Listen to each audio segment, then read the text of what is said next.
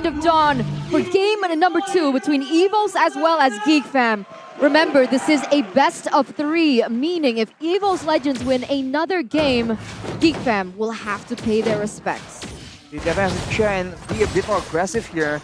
And speaking of the matchups, having that Lolita also gives a decent amount of wave clear. Of course, definitely more compared to the Natalia. And afterwards, it also provides a great crowd control if GEEK SLATE goes for the back line as well. Especially because their engage is very telegraphed with the Black Dragon form. So I think EVOS Legends have a lot of solutions available here. Other than that, right? I was thinking about how Beloyski needs to play in this early game. He needs to find pickoffs on the board. Obviously, we've seen how much of a problem Brands is constantly, but being on the Moskov, he does have some sort of anti-CC, so even if they want to go for pickoffs, like what Beloyski is trying to do right now, it's not going to be as simple. Well, they're going to go for more here, it seems, with Dreams rotating. Beloy has been knocked back. The stun doesn't connect, but look at that damage! Oh my goodness, Beloy is so low! That was Brands popping the Inspire. And that's a battle spell technically used. Now, is it worth it? Because Beloy did not die. He has to recall. Brands gets more pressure on the board. But is it worth it? In the early game, I think it's okay considering the pressure that GEEK SLATE is supposed to have.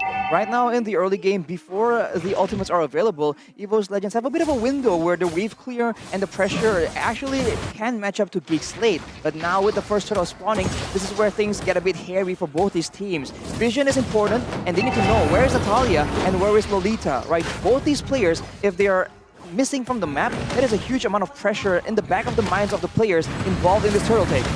Black Dragon formed by Luke. That's Dreams with the Numenor Blast perfectly placed onto 3. Taz comes in with a Cold Ultra as well. It's the first blood over here for Psychots as he's going to be taken down. Taz in the midst now as Janna is able to munch on him there. Splits him out, stuns him back. Taz taken down. GEEK SLATE looking for more damage as Hijime is forced to flicker out. GEEK SLATE win the team fight, but EVOS Legends secure the neutral objective. And in the early game, Arashi, which is more worth it? Oh. What happened, Arashi? Why'd you so upside? You left Ranger Amasa all alone, man! I was expecting an underdog story in the previous game. I really hoped it was going to happen. But honestly, in this game, I think the drafts, it's going to be a bit too difficult for GEEK SLATE to deal with. So that's why I went and switched, you know, gotta keep it competitive, keep it interesting. Just switching it up.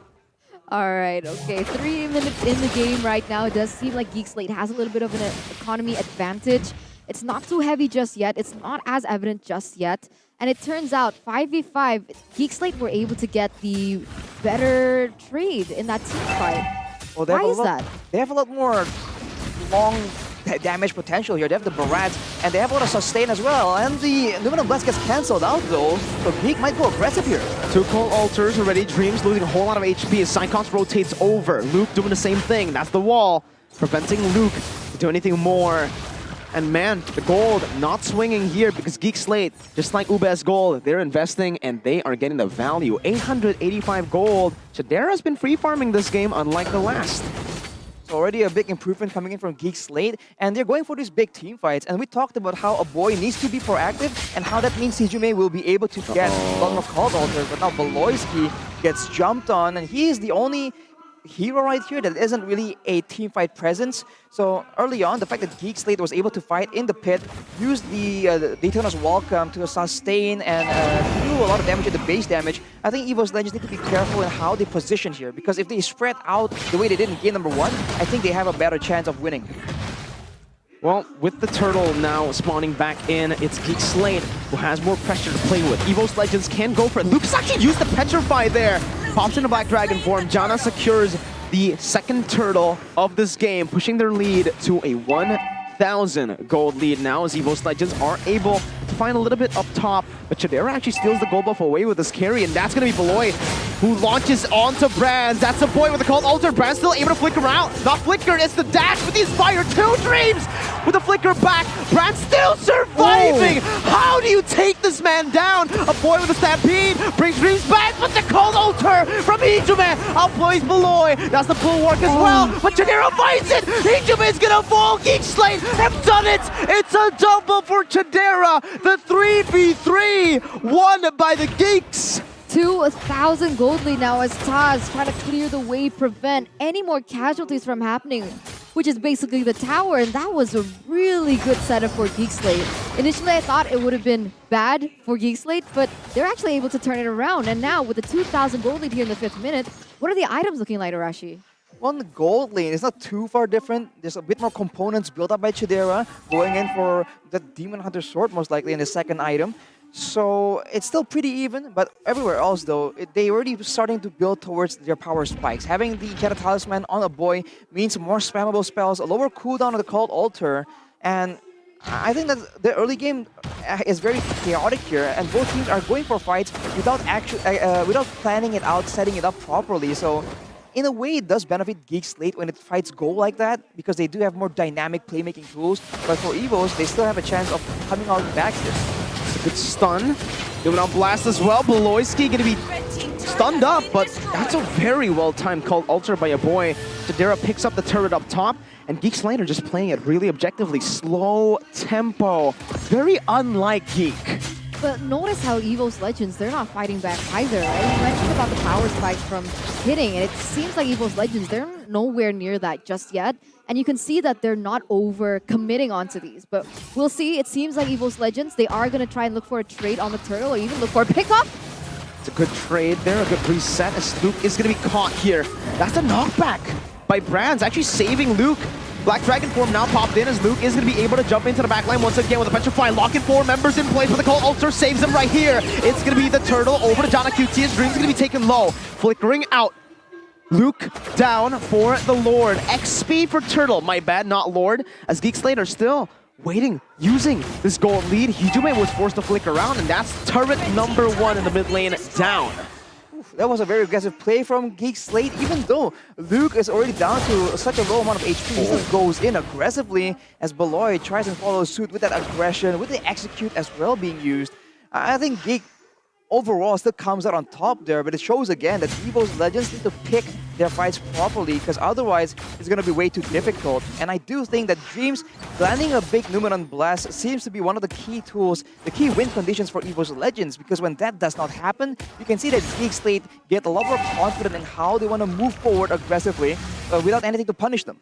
I'm not sure what the plan is for EVOS Legends right now. Are they just trying to funnel as much gold onto Brands as they can and onto Hijume as well to be able to dish out the damage? Because even if they want to go for a contest on the objective, Jana QT, he's 1 to 2 levels above Taz right now, and it doesn't seem like they should be able to get anything out of it.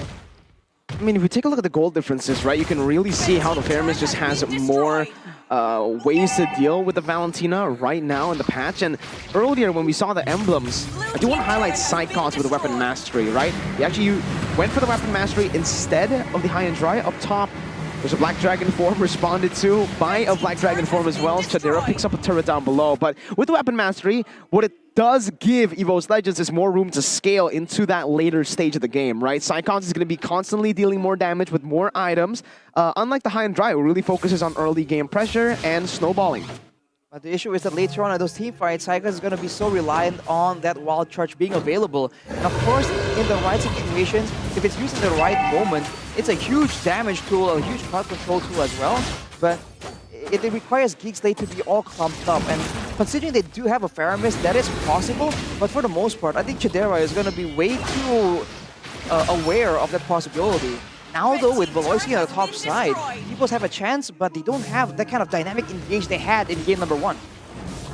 Again, the turtle has been taken low. Spear of Destruction up top to try to clear out the waves from downtown, but remember, the split push threat is still a thing. Taz now going to be able to knock Jana up as Luke jumps in with the Black Dragon going to the backline with the Petrify as well. Brandon is going to be able to pop that Inspire, dealing a lot of damage. The Numenon Blast now charged in with a Flicker as well. Onto a boy, but it's perfectly purified out. Meanwhile, on the top side, it's going to be a split push threat. Once again, EVOS Legends are able to take the Lord. Wow, what a steal. They are able to survive for now, bringing them more time to scale up to the monsters they're going to be in the later stage. Hijume reads it out well. Chidera is in that push, but he deals too much damage, and he will still be able to disengage. Turret tier 1 down in that bottom side, though. That was a 4v5 situation, and EVOS Legends were still able to get that Lord. And it's interesting, right? Because Beloyski went full on that top side, but eventually didn't get anything out of it. Do you think that was a mistake?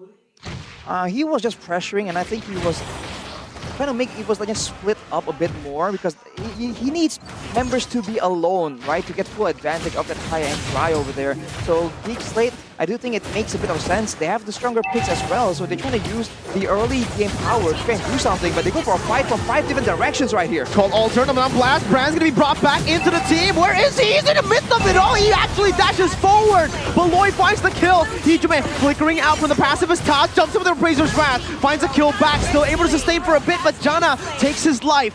Dreams running away. Beloy dealing some damage back. And that was one of the rare moments where Brands made a mistake that costed his team. This team fight now is on the hands of GEEK Slate as they're looking to capitalize more onto the tier 2. Saikons and Hijime are desperately trying to actually push them back from this turret, and they will be able to do so. But GEEK Slate, they've lost a lot of their gold lead. That team fight was a little bit difficult though for Bronze. Sure, he made a mistake by flickering in or dashing forward, but the problem was they were being attacked by all sides.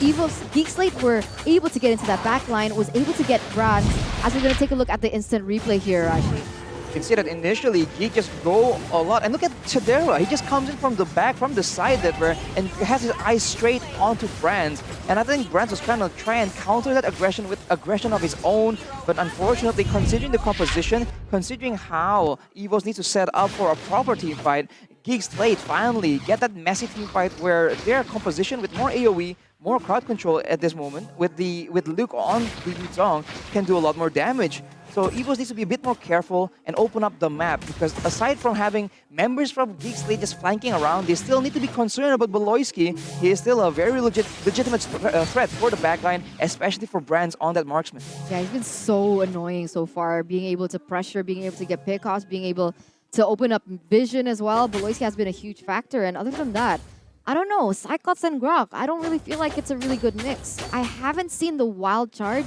being able to get any hits on the board.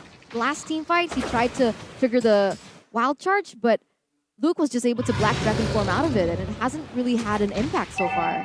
The issue Targeting. right now with EVOS Legends just having very long cooldown, ultimate-based crowd control engages is the fact that GEEK Slate also has 2 Purifies. So if they go for a quick comp on Chidera, he can kite away. If they try and go for a big AoE combo, a boy can very easily purify into a Called Altar, but look at this. Oh, Luminum Blast does land, but it gets purified. Wow, such a good bait. Brand showing on the map. Cyclops though, whoa. Flickering out to safety there. That is going to be the isolation. Jana going to be caught all alone right now as the damage will come through. Now, it's still him surviving, baiting the entire team. Brands is trying to lifesteal up, but he will be slain. Now it's Taz with the Retribution battle. He wins it again for EVOS Legends. Jana losing out. Dreams running away. Jana looking for the final kill, final hit onto Dreams, but it will not come through just yet. Finally, he picks up the kill. It's a 3 for 2. But again, EVOS somehow, some way, when Brands doesn't perform, Taz picks it up and he picks the team over, putting it on his back to carry the team. What is that? What is that retribution? I mean, Insane. at some point, right? Look, Taz is even a level below Jana, but he still is able to find these retributions. How is this even possible? GEEK Slate was just focusing on winning that fight, making sure that Chidera was going to be okay, making sure that overall everything is fine for the team fight, but EVOS Legends are staying on that objective, but Beloyski now gets picked off. That's a lot of damage, and with the Lord marching down, this is a window for EVOS Legends to try and find something more.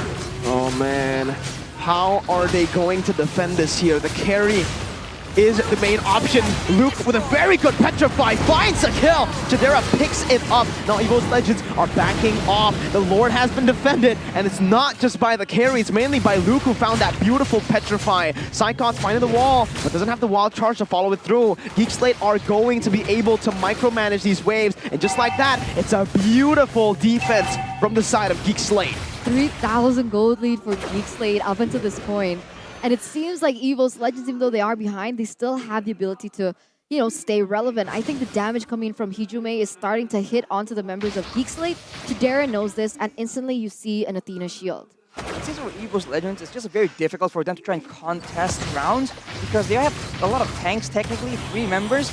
But if you look at at side cuts, it's still a lot of damage being built up. And yes, there's the passive coming in from the Grok, where he's still gonna be a bit more tanky. But you can see that everyone needs to stay out of sight to try and get that combo, that catch. So EVOS Legends are constantly getting pushed away by GEEK SLATE because in contrast, Janna and Luke can do whatever they want in the front line, but look at his flag! What? Dreams with a Numnam Blast, no follow-up. Janna is isolated. Brands with the Abyss Walker jumping in front again, but that's going to be the death of his welcome, catching Cyclops again. It's going to be Janna in the midst of it all, taken down, shut down. Luke in the back line, jumping with the Petrify. Brands with the Wind of Nature as well. EVOS Legends still winning in this team fight 1-0, but GEEK SLATE are not backing away. They are able to bring Taz back, the Spear of Destruction, and Ijuman deals out so much. A boy is still able to pop the regeneration in time. He pops in the Shadow Stampede. Look at Beloyski with his movement on to the flanks right now, as the turret will be sieged down by Brands. Beloy's looking for a pick. He might just jump in on the Ijuman. He finds the kill. That's one on the board for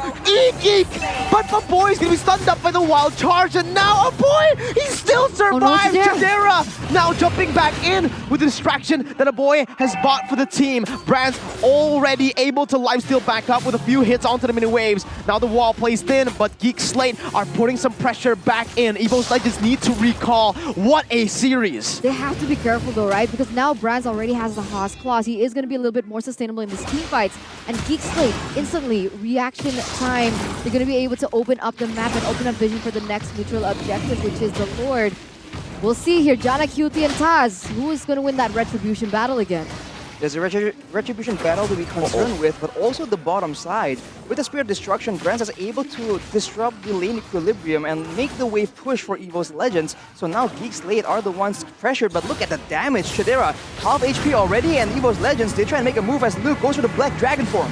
It's a bait right now. Beloy able to jump onto Dreams. Now the Black Dragon form responded with as well. Luke stunned up, called Alter by a boy, saving his life. Janna versus Taz. It's 2 for 2 for Taz right now, but Janna pops into death as well. I'm gonna be stunned up right now as Janna is able to find it now. That's the redemption arc, but Brands wreaks havoc on the back line with the Wind of Nature as well. He's able to life steal. That's a double kill for Brands, and in the back line, meanwhile, it's Janna and Beloy running for the hills. Taz and Cyclops, super tanky. Beloy's waiting for the moment to jump out, so Brands finds the immortality. That's Brands taken down, but he plays his Brands, won't find his mark just yet. Numnam Blast will, as Janna will fall. The spear whips just a bit, but Beloy is visible. Ijuman flickers forward, finds him, and takes him down. It's Chadera, a boy, and an enhanced Lord versus the 5 members of EVOS Legends. My, oh my, that was a beautiful team fight by EVOS Legends, but even though they were able to get a little bit of an advantage, especially in terms of numbers, the problem was Chadera wasn't taken down, and the waves were pushing in favor of GEEK SLATE.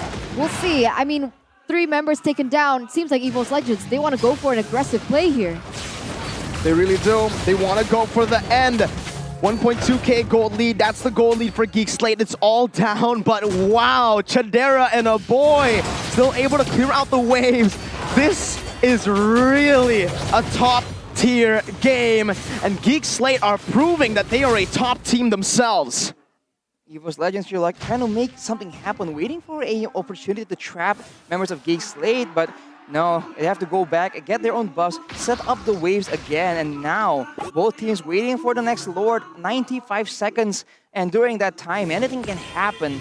And despite everything going down, the higher damage dealt, there's still going to be a boy on that Faramis, so GEEK SLATE might have to keep that in mind when they go for these big team fights. They focus too much on shutting Brands down or shutting Hijume down, they might just fall victim to a boy just doing a lot of damage on that Faramis and with relative ease as well. So with the waves being pushed right here, I think GEEK SLATE is a team that does benefit more from the lack of vision for both sides.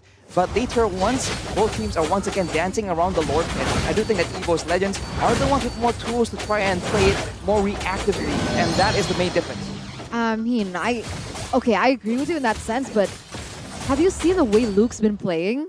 He just goes straight into the back line, goes with the Petrify, and Brands is usually the one that gets taken down, and that's a lot of playmaking potential that actually GEEK SLATE has. But we're going to take a look at the items here in the 19th, almost 20 minute of the game, where GEEK SLATE has a 1,000 gold lead, but at this point, everyone should be quite good in terms of items. they're approaching a full item build, especially for the roamers right here. Usually the last to finish their inventory slot. So Valoisky, in this context, will soon have a full inventory slot, and that means that Brands needs to be a bit more careful. He does have the Wind of Nature, but in the midst of a chaotic team fight, who knows that when Valoisky is going to make his appearance, and they still need to be careful to think of who is Valoisky going to try and jump onto. Is it going to be Brands? Is it going to be Hijumi? And on the top of the high amount of damage, there's also the silence that can just throw off EVOS Legends and their team fight potential. They make the move towards the Lord right here, one member, all the way in the bottom side. That might just be the right time. Might be very convenient for EVOS Legends.